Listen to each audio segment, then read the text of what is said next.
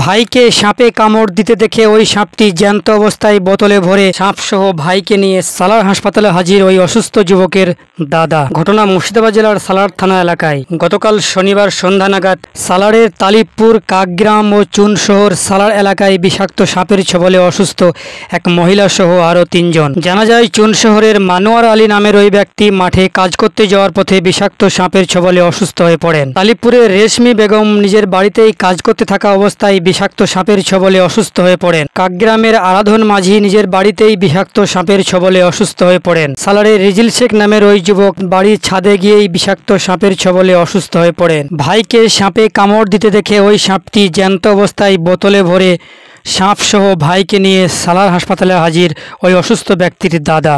সালার মলিকপাড়া এলাকায় সাপের ছোবলে অসুস্থ ব্যক্তিদের চিকিৎসার জন্য নিয়ে যাওয়া হয় সালার প্রাথমিক স্বাস্থ্য কেন্দ্রে। সাপের ছোবলে অসুস্থ ব্যক্তিদের পরিবারের লোকজন কি জানালেন শুনুন। সালার থেকে মোহাম্মদ শাহজাদা, সালার টুডে। আমার ভাইকে সাপে কামড়িয়েছে, মসজিদের নামাজ পড়ছিলাম, আমার ছেলে গিয়ে বললো যে চাচাকে সাপে কামড়িয়েছে, ছোটো আব্বাকে। তাই আমি তাড়াতাড়ি করে ভাইকে নিয়ে হসপিটালে আসলাম। সাপটা নিয়ে এসেছেন? হ্যাঁ, নিয়ে এসছে। এই দেখেন বোতলে ভরে নিয়ে এসছে। ডাক্তারবাবু বললো একটু পর রিপোর্টটা আসুক, তারপরে বলবো কি হয়েছে। এখনও জানা যায়নি, রিপোর্ট এখনো পাইনি হাতে। ভাইয়ের নাম কি? আমার ভাইয়ের নাম রেজাল। আপনার নাম? রেজাউল। বাড়ি কোথায়? সালার মল্লিকপাড়া। যাচ্ছিলাম মাঠে থেকে আস্তে আস্তে দেখছি গাছের গোড়ায় মানে পাটা দিচ্ছে আর গাছ কামড়ে দিয়েছি। হ্যাঁ, মাঠে কাজ করে আসছি। বাড়ি চুনশহর, মানোয়ার আলী। ওই 4:30। না, বুঝতে পারিনি।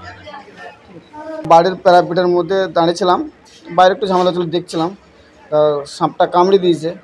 ওটাকে কামড়ে দেওয়ার পরে চলে যাচ্ছিলো, ওকে ধরে নিয়ে এসেছি, হসপিটালে এসেছি, ট্রিটমেন্ট চলছে। জাস্ট 10 মিনিট হলো।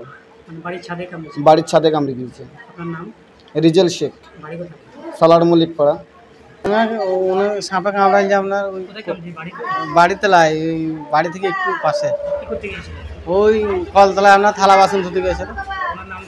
ওনার নাম হচ্ছে রেশমি খাতুন, বাড়ির তালিবপুর। আমার নাম আব্দুল্লাহ, বাড়ির তালিবপুর। ওনার স্বামী। সাপে কামড়ে দিয়েছে